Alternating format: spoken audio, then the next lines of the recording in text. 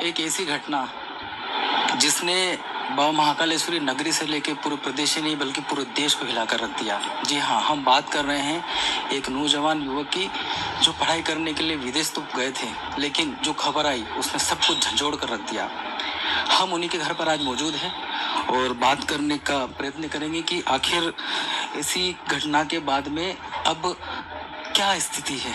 आप बताइए, आप उनके पिताजी हैं, आखिर इतने दिनों से आपकी तरफ से पूरी सरकार से लेके निवेदन हर तरह संभव प्रयास किया जा रहा है। प्रदेश के मुखिया खुद यहाँ पर आपके आए हैं, क्या उन्होंने कहा आपसे?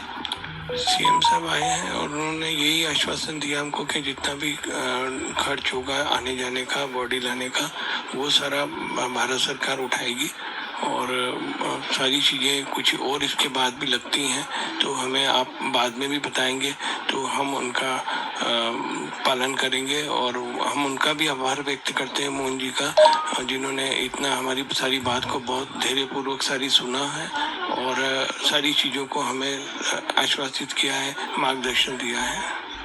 एक और बात कि इतने सरल स्वभाव के, इतने पढ़ने में होशियार और तमाम जो चीज़ें हैं सामने निकल कर आई, फिर भी इस तरह का हादसा होना काफ़ी झकझोर कर रख देता है। दुखदायी बात है, बट ये क्या है कि अब कोई काल की बात आ जाती है भाई साहब। जबकि आज उनके स्कूल कॉलेज से हमको एक वाइस प्रेसिडेंट का कॉल आया है और उन्होंने ये कहा है कि हम बच्चा हमारा इतना होनहार था, हम उसके नाम का एक स्मारक बनाना चाहते हैं अपने कॉलेज के अंदर। तो उन्होंने हमसे परमिशन ली है, फ़ोटो लिए हैं और हमने सब चीज़ें मेल पे उनको दी है। और उन्होंने एक बहुत अच्छे सेटिस्फेक्शन और एक बहुत अच्छे गुड स्टूडेंट का हमको लेटर भी लिख के दिया है। इस तरह से सारी बातें हैं। लेकिन अपील करना चाहेंगे मीडिया से आप, चूँकि अब इतने दिन हो गए हैं, जल्द से जल्द वो लौट आए। अब हमें तो यही गुजारिश है कि जल्द से जल्द हमारे को पार्थिव शरीर मिले, जिससे कि हम उसका अगला कार्यक्रम कर सकें।